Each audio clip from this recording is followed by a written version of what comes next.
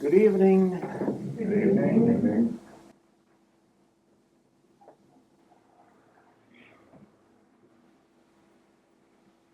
We're getting to be something like show business.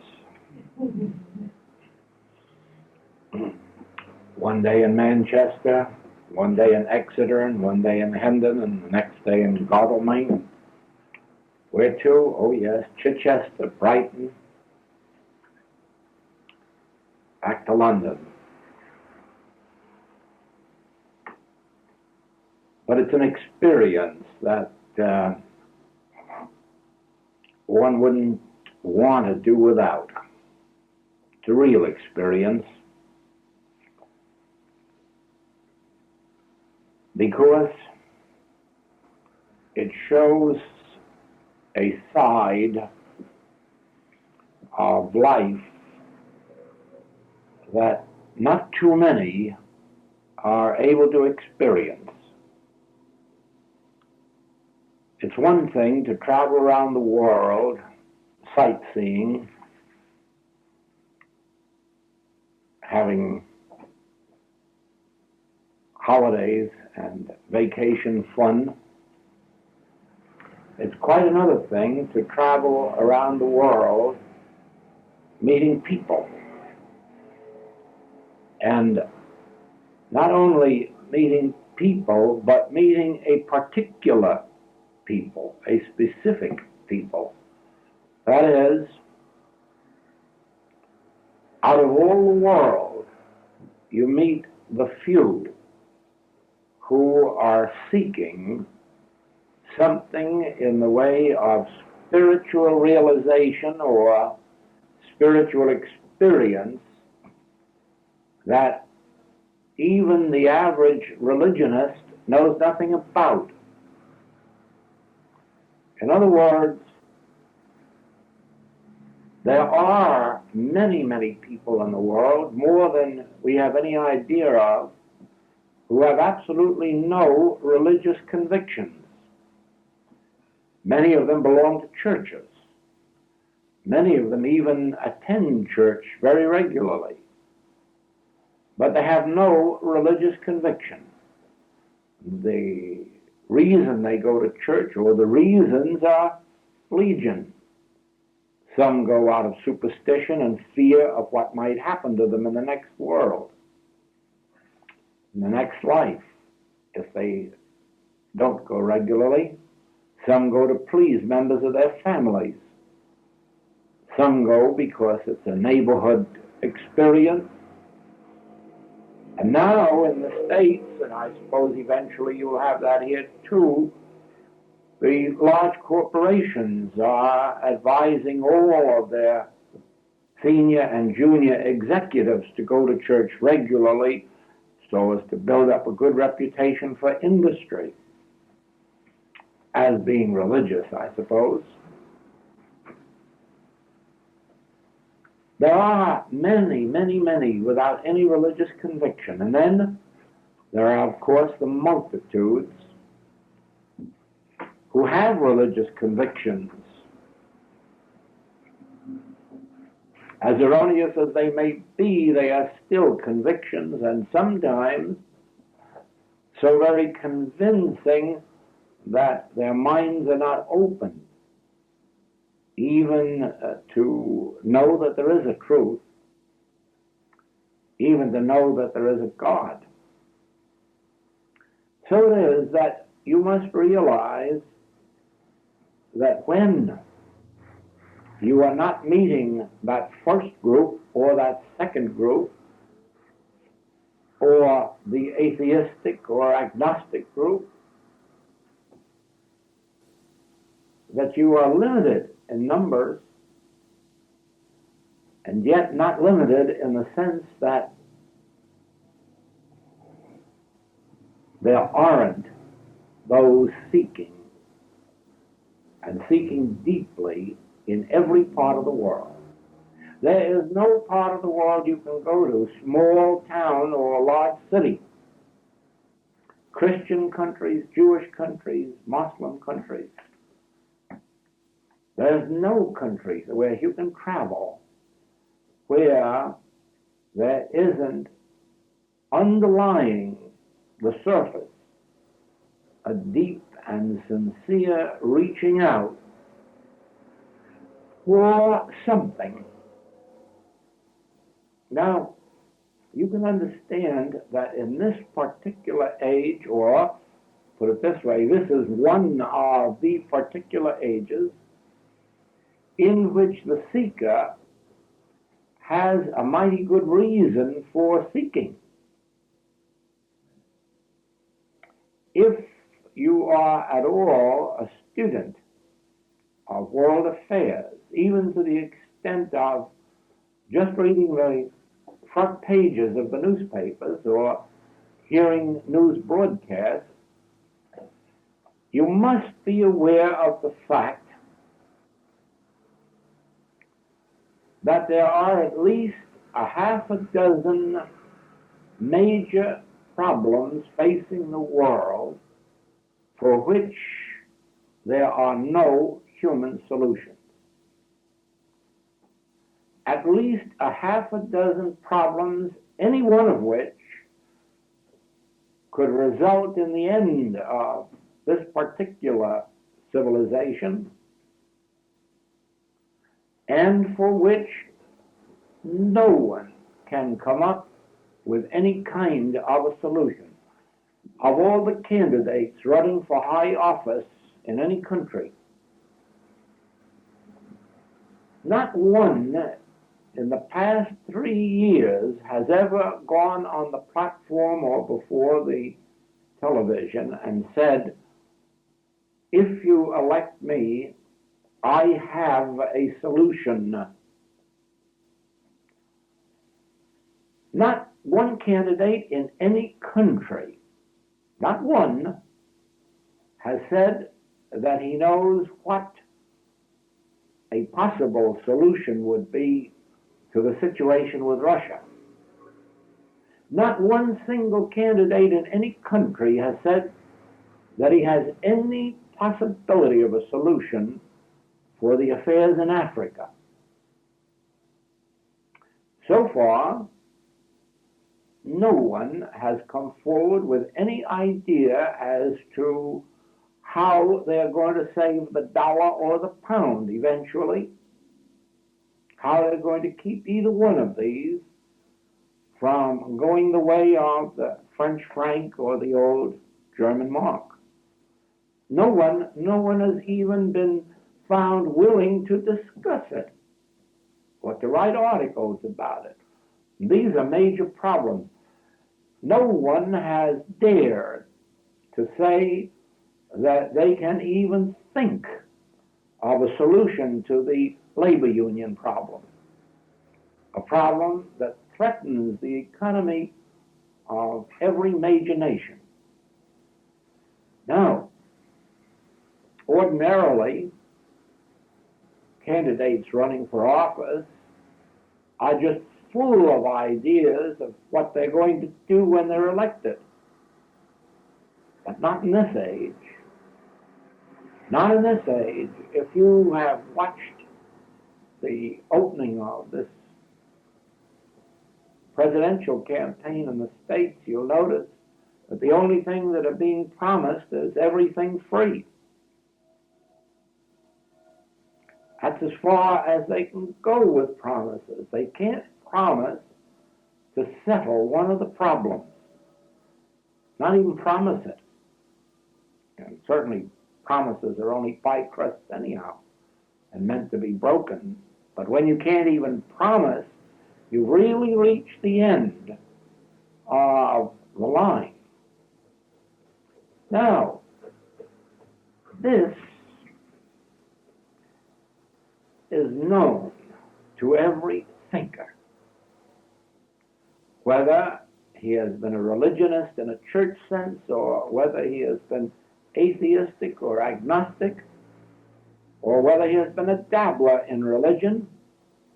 If he is a thinker, or she, they know right well that we are facing insurmountable human conditions, or we are facing conditions that are humanly insurmountable. They're not insurmountable because there are no problems that ever can arise in the history of the world that cannot be settled. And when I say settled, I don't mean compromised. I mean really settled advantageously and progressively.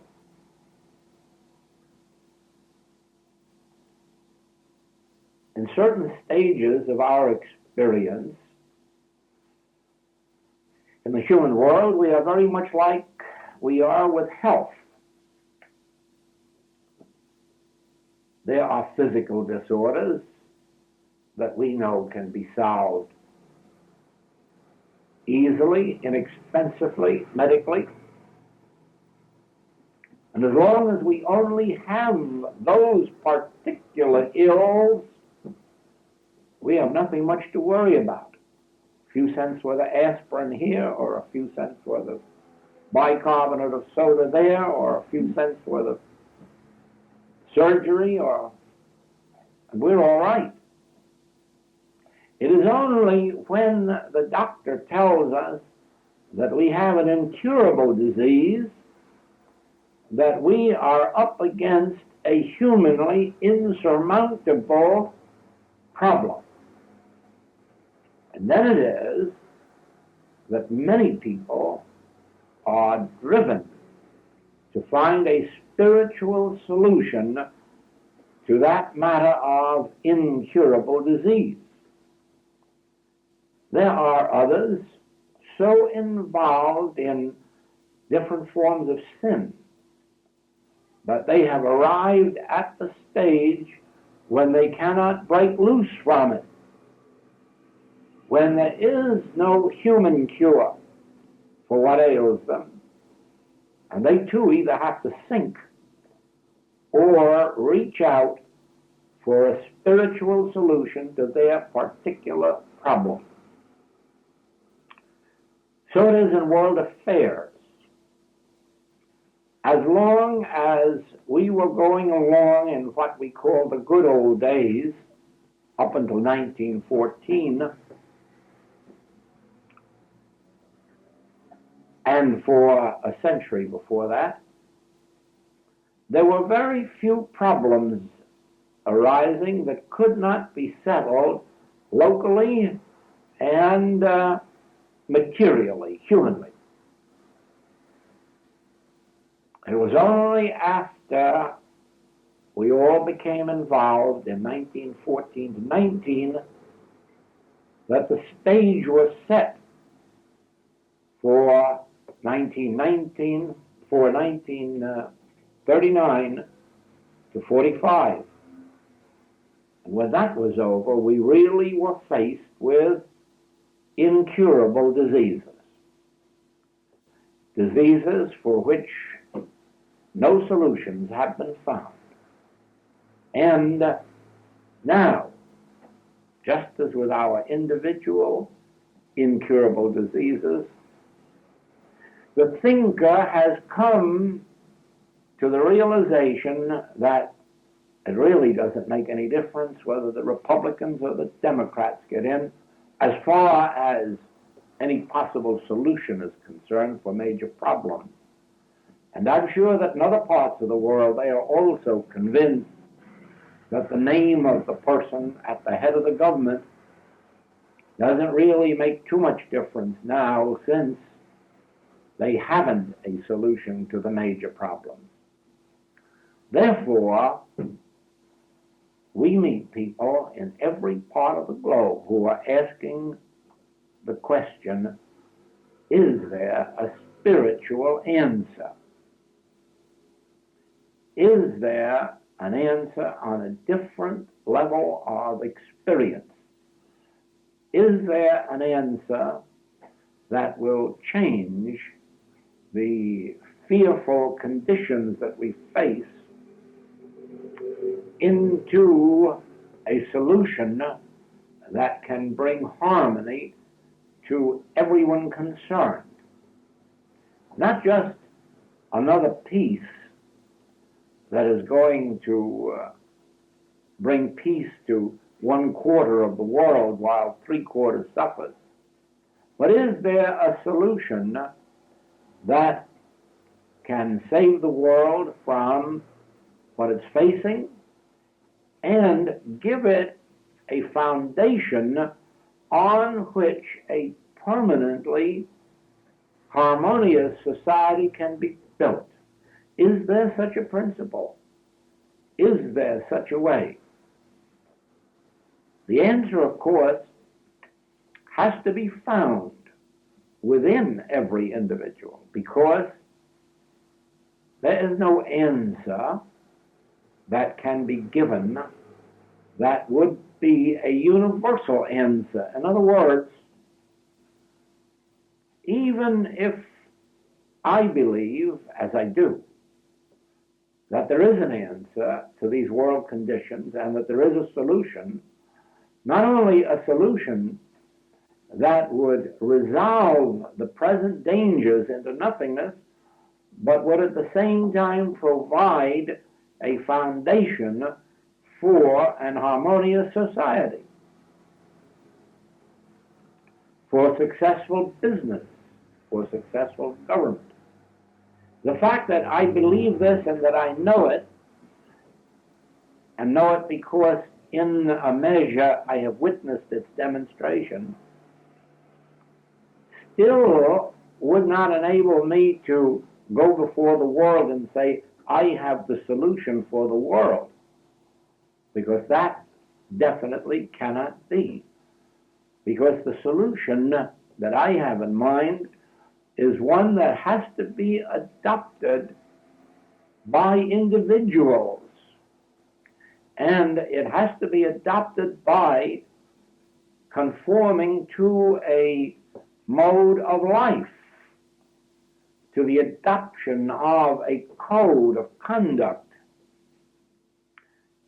a change in mental and spiritual atmosphere. And that, of course, is not possible for everyone to accept, because we are all on different levels of consciousness. We are all at different stages of our unfoldment. In our own metaphysical world, when the New Thought movement began, it began as a mental science. It is true they used a lot of religious language, but there wasn't anything really of a religious nature about it, except the language that they incorporated into it. It was purely a mental science, a science of mind, a science of your mind and of my mind, a science in which, with the power of thought, with the power of what was called truth, we overcame our individual problems and restored harmony in our disordered experience. Later, as spiritual revelations began to flow, and spiritual and mystical teachings began to become known, these were included in New Thought activities. And you would be apt to find in one city and one center spiritual teachings going on and mental teachings going on. And of course, some students would find their way because they'd find their state of consciousness in the mental. Some would find their way because they'd find their state of consciousness in the spiritual. So we have today in the metaphysical world two approaches to the solution of our individual problems. Now, it is perfectly possible to work out a very satisfactory life on the mental plane and with mental science. The only reason that it isn't more successful, the only reason that it hasn't prospered more than it has, is the unwillingness of the student to devote as much work to it as it requires. In other words, to be a success with a mental science,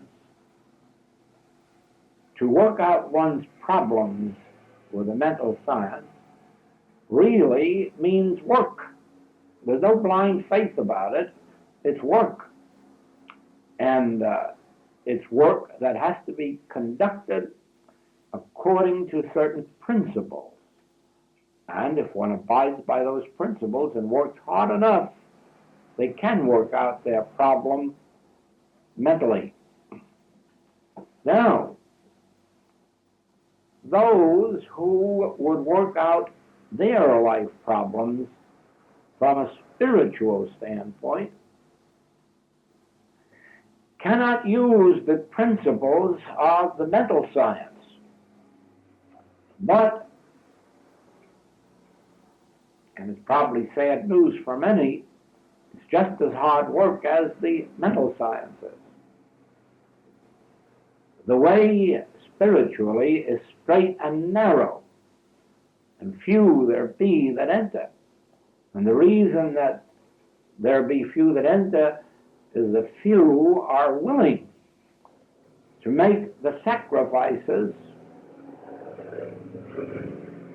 Few are willing to undertake remolding their consciousness, redeveloping their whole outlook on life. Let me illustrate that, because I am not going to teach the mental sciences. I'm going to teach the spiritual wisdom and leave the mental sciences for those who have devoted their lives to it.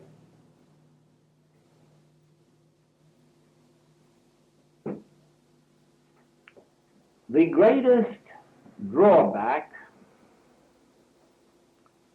to spiritual demonstration is that students insist on praying to God in the same way that they did in their Orthodox religious days,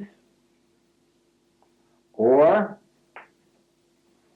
they still look to God as if God were a giver who is temporarily withholding. Now, the first step that a student has to take on the spiritual path is the realization that God is not a giver, God is not a withholder, and therefore there is no use of going to God for anything.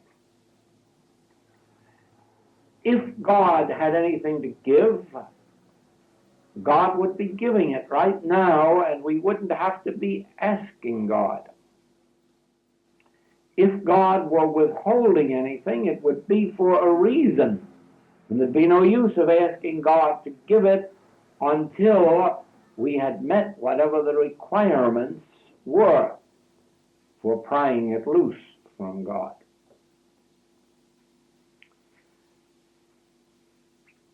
The student on the spiritual path has to learn, first of all, never to seek a material thing or condition from a spiritual God.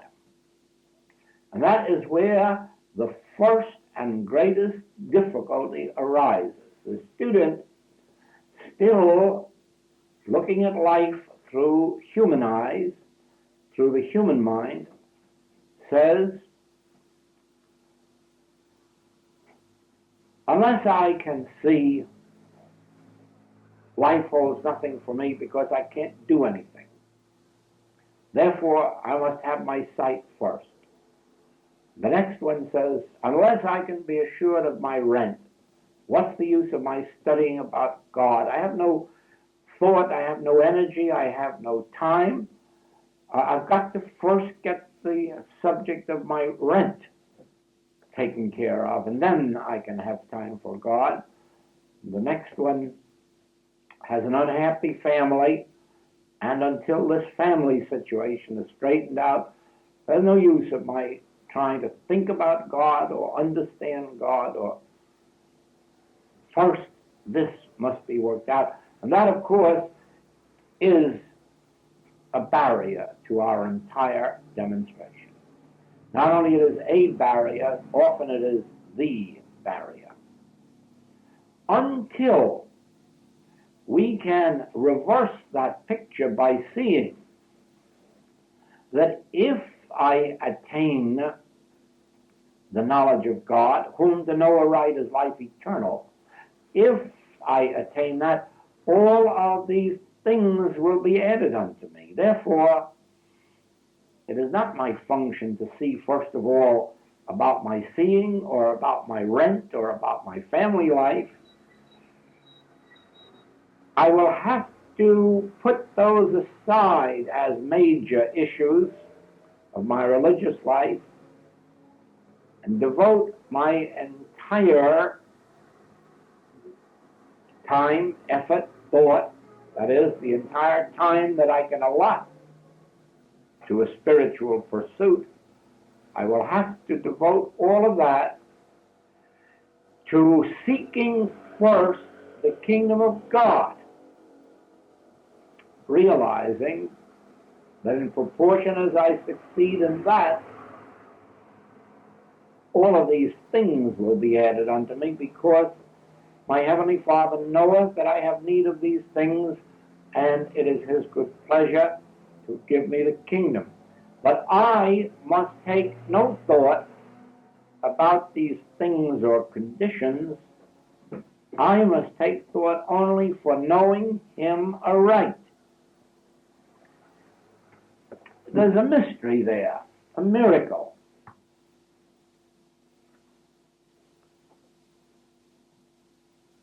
We do not know God. Each one has some concept of what God is like. And that concept may have been formed in one's childhood at home, Sunday school, church, or it may be a concept that they formed themselves after they went out into the world. There's only one thing you can say about that concept, and that is that it's erroneous, that it can't be correct. Because if one knew God, one would not be a seeker. One would not be searching, and above all things, one would not have problems. Therefore, the fact that one is a seeker, the fact that one is searching, the fact that one still has problems is proof positive that one has not yet arrived at an understanding of him whom to know aright is the end of all problems, because it is life eternal. This is true whether we are thinking in terms of our health, our supply, our home life, our family life, community life, but this is likewise true in our national and in our international affairs. And there can be no basis for a permanently harmonious society except one that is based on an understanding of God.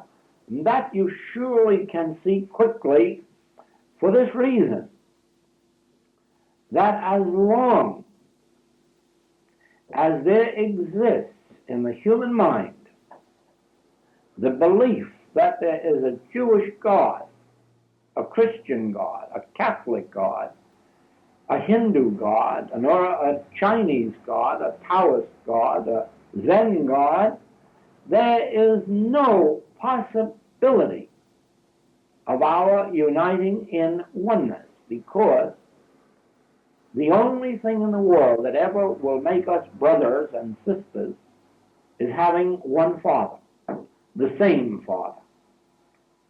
There is no other way. It works exactly in our religious life as it does in our human life. As long as you have a human mother and father, and you know that I have a human mother and father, you can only pay lip service to saying that we are brothers and sisters. Because if we were actually brothers and sisters, then all that I have would belong to you, and all that you have would belong to me, and there'd be no such thing as mine or thine. And whatever I needed today, if I didn't have it myself, I would turn to my brother, say, let me have it, or my sister. I've never known them to say no, and I doubt that there are many brothers or many sisters who say no to their brothers or to their sisters when there is a need. As a matter of fact, that is probably one of the great features of family life, that families do sacrifice for each other. Families do share with each other. Families do provide for each other. And therefore, the only reason that we here do not have one common pocketbook is that in your mind I have a mother and father of my own, and you have one of your own, and therefore we are not of the same family. Now, this is even more true in our national and racial life, where the Hebrew believes that he is God's chosen people, and he has the one true God. He has had since Moses' time. And the Christian says, no, I have been given the God of Jesus Christ, and this is the one true God. The only thing is, there are 10,000 Christian sects all saying, but you're all wrong. It's only we who have Jesus Christ, God. You've got some kind of an imitation. And so it is that even among the Christians, they won't agree that they have the same God, the same Father, the same principle, and so it would go as you go around the world. Now, the miracle that takes place when you or I, as individuals, begin to perceive that Jesus was teaching a truth when he said, call no man on earth your father, for one is your Father which is in heaven. One. We have only one Father, and therefore we be brethren. We are brothers and sisters. We are members of one household. Well, you know that even to perceive this in the tiniest degree opens us to each other. It isn't only that we open our purses to each other, we open our homes to each other, we open our confidences to each other, we open our businesses to each other. We begin literally to share, even if we catch in a tiny degree that we are of one household, one family. And you can find this is one of my joys in traveling, that wherever I find an individual, and I find many, who have caught a glimpse of that, and they're not all Christians, and they're not all infinite way students, and they're not all metaphysicians, yet these, whom I have in mind, have glimpsed that there is but one creative principle of life, one God, and the same God that made roses made tulips, and the same God that made tulips made blades of grass. They are all of one family, and so are we. Now, the problems that disappear out of your life and mine, speaking only of this room full, the problems that disappear out of our lives, the moment we begin to perceive that this is a literal truth, that there is only one Father in this room, invisible, but one Father, and equally my Father and your Father, and that we are members of one household, of one family.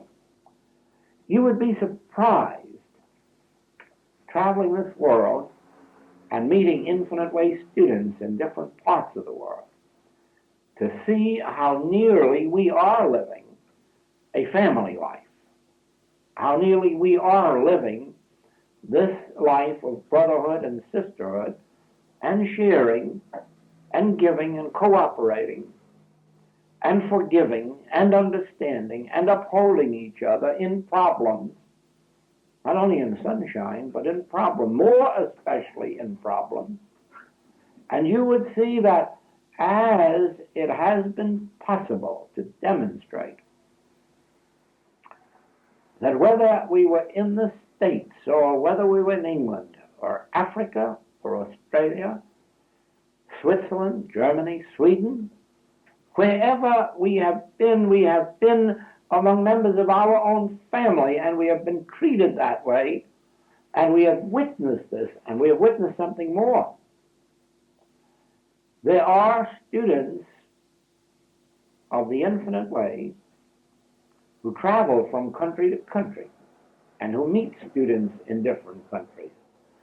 And if only you could hear the experiences that take place, well, it would sound like testimonial meeting night, and we don't want to make it that. But that's the way it would sound to you, because that's actually the way it is. The experiences these students are having in traveling in different countries, meeting the students and finding the welcome, finding the hospitality, finding the understanding, comparing notes, sharing experiences. It's really been an eye-opener. And when you stop to think that this could be universal, it doesn't have to be limited just to Infinite Way students. In fact, it isn't. The same relationship exists between other groups.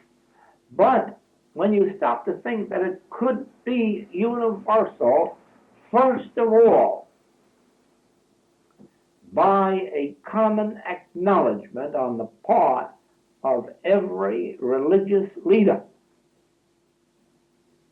that regardless of which church edifice you walk into or which you stay out of, there still is only one creative principle or one God, and therefore anything you do to another, you're doing to your own family.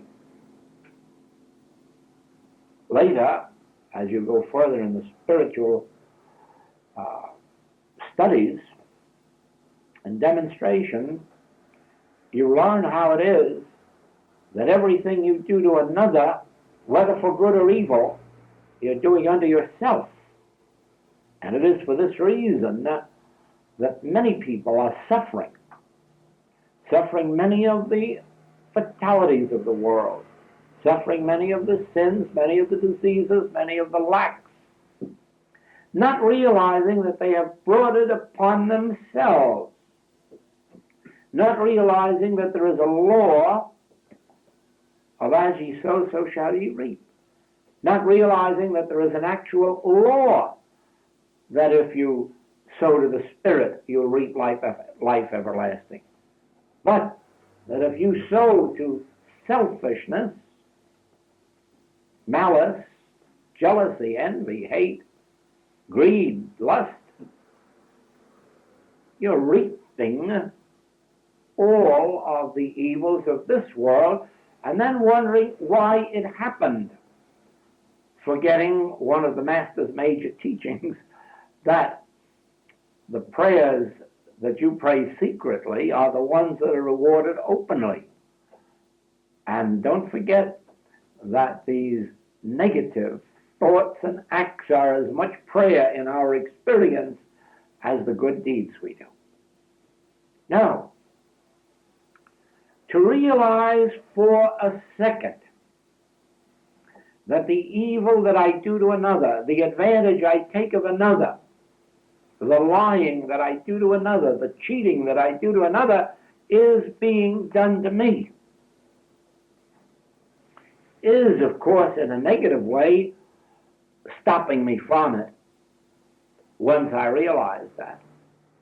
But more important would be the positive angle, the realization that the good that I do is being done unto me would in and of itself transform this entire world. The moment we realize that the dollar we give out is a dollar finding its way back into our own pocket with interest, pressed down and running over, that the forgiveness that we give to another is the very forgiveness coming back to wipe out some of the penalties of our own offenses. The Master gave us that in the Lord's Prayer. Forgive us our debts. How? In proportion as I forgive those who trespass against me. Actually, he could have put it in other words and said, the forgiving you do is the only forgiving that is going to come back to you. Because you set in motion every single wave that hits you, whether it's a gentle, peaceful wave on which you can float, or whether it's a bang-up wave that knocks your head in. It isn't realized that we ourselves are the center from which our own lives are constructed.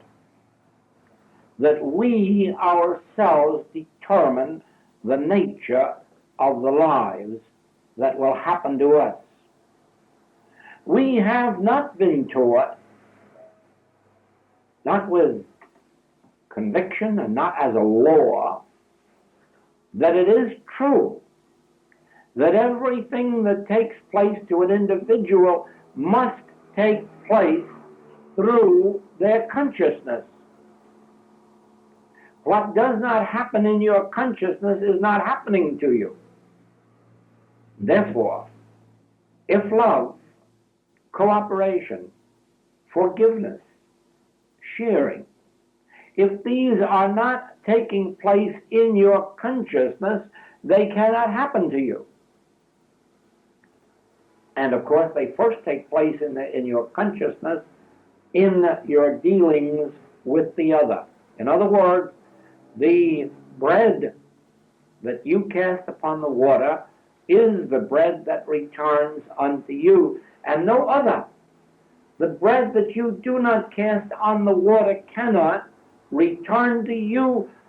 It can't return because you never turned it out. There can't be a return of that which never was turned.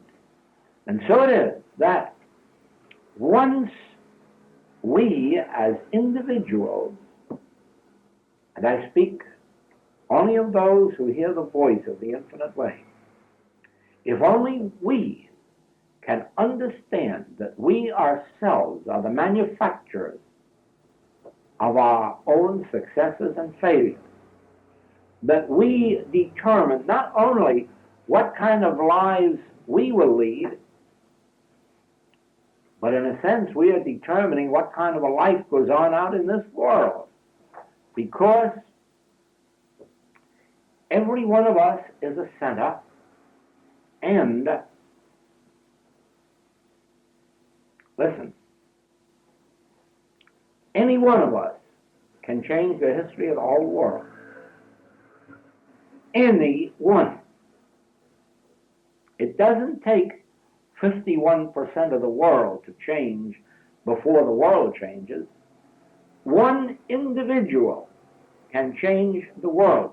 And if you don't think so, think of Moses. Think of Jesus. Because there are two figures that you know and know well. And see how those two men have changed the history of the world. As a matter of fact, Jesus is such and his teaching is such an important thing in this world that all of the Orient is adopting the Christian teaching of the Testament, not the Christian church teaching, but the Testament teaching, into and alongside of their own teaching, so that regardless of where you go, you find it that way. This may surprise some of you, but in Japan, they have asked for and received a waiver from my New York publisher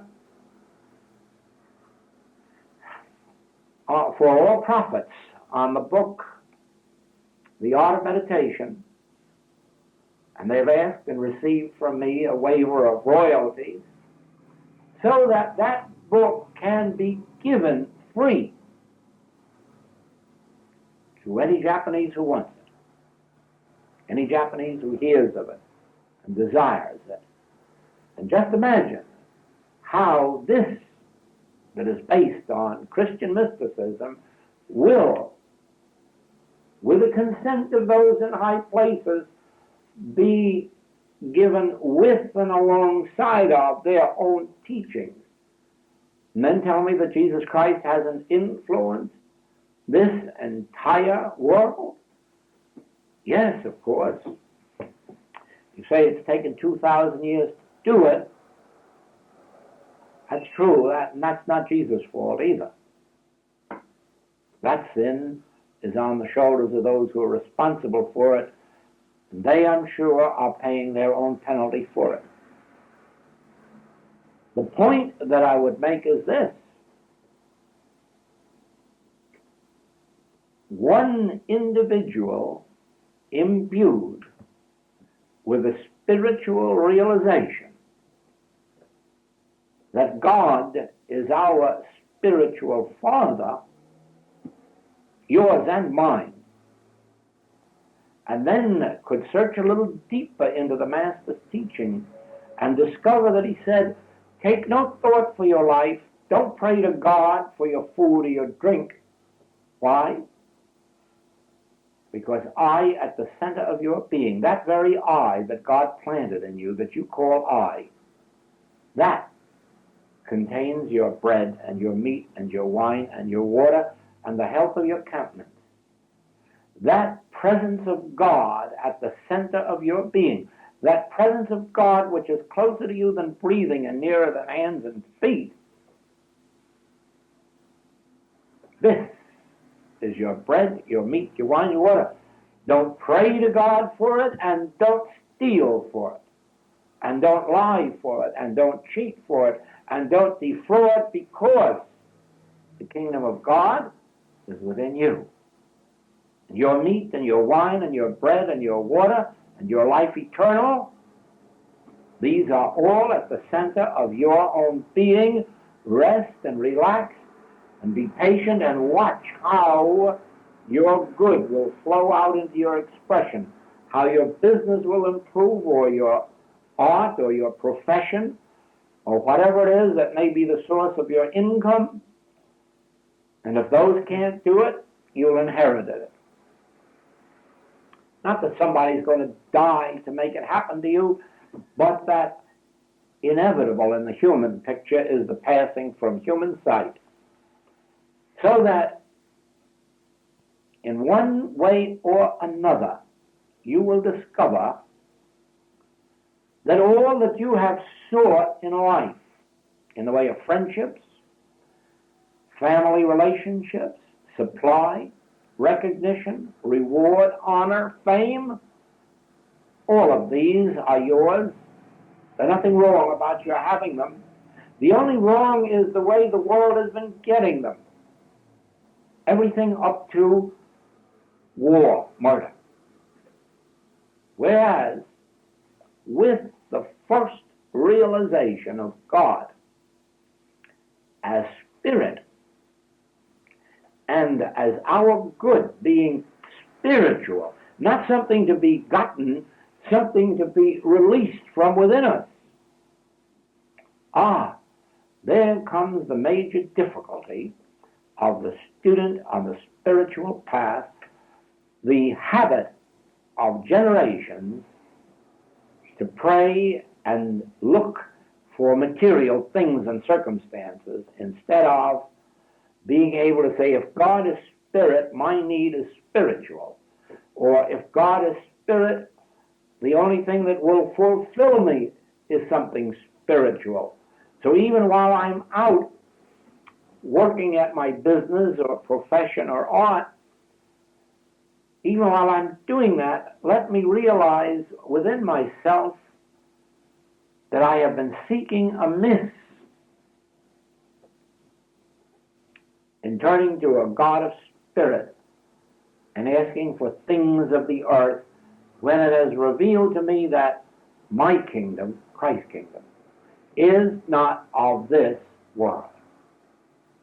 The things of God are foolishness with man. The things of man are foolishness with God.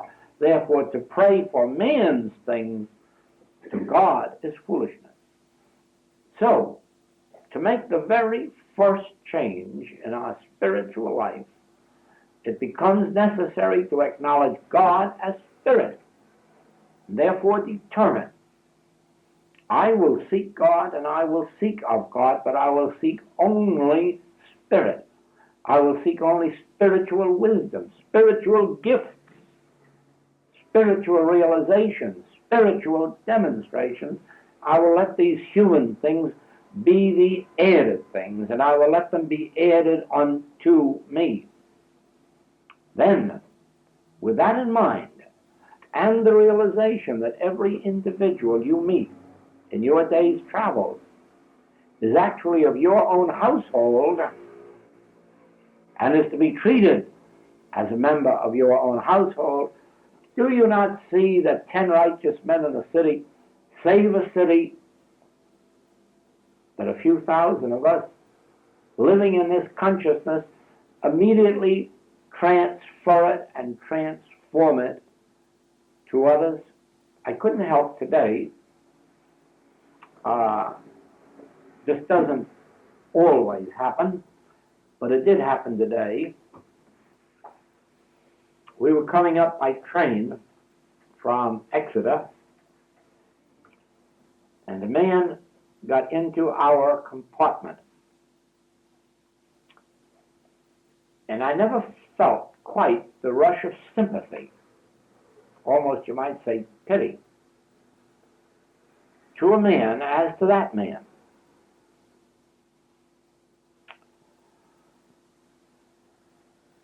There wasn't anything of lack or limitation about him, no evidence of disease, but he took out a cigarette to light it, and you never saw a man clutch. It's the only word I could use. His fingers were like talons, and he was clutching that cigarette. And then when he lit it with a match, he was holding as if these hands couldn't open, as if all they could do was just clutch. And there wasn't any doubt his shoulders were hunched forward in this attitude, that the man was in an attitude of strain,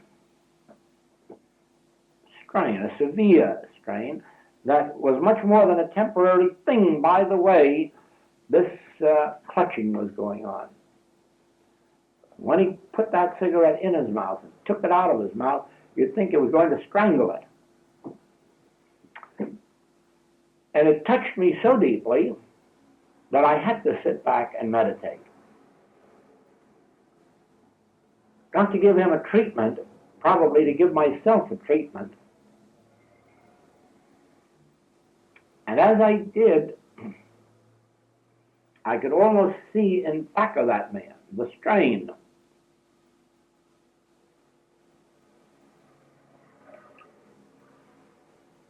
And I commenced to think of the fact that his father was my father.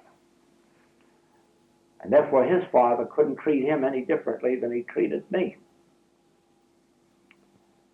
To God, there could be no respecter of persons. God was equally his father and my father. And all that the Father hath was his.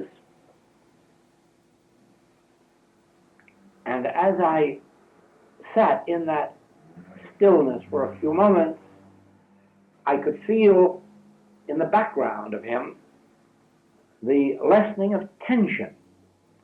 And I would like you to have seen that man 15 minutes later.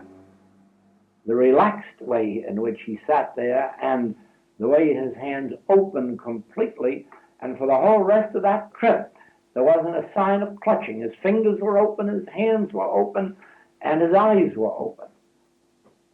He was a changed man. And that was not for any reason but one. The status as child of God was always his. I couldn't give him that.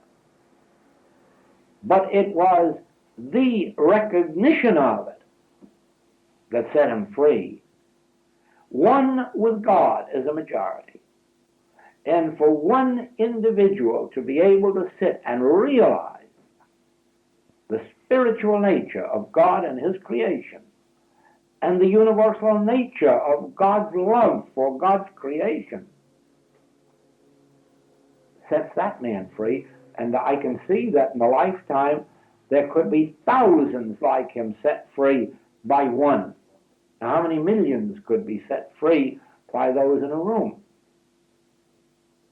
And how many tens of millions can be set free as a few thousand only walk around this earth each day in the realization that those driving on the road beside them, even if they look like road hogs and act like it, but the realization that they aren't. They are the same allness and fullness of God. God is as much their fulfillment as ours.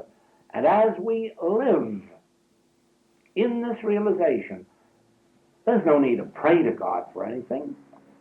That which God is, as was proven, already belonged to this man. It needed only recognition, realization. And so it is. All of the wealth that provides us in the States with all this food that has to be burned up each year or thrown overboard in the ocean, the same God, the same love will do that for India and for China and for all of the countries that lack.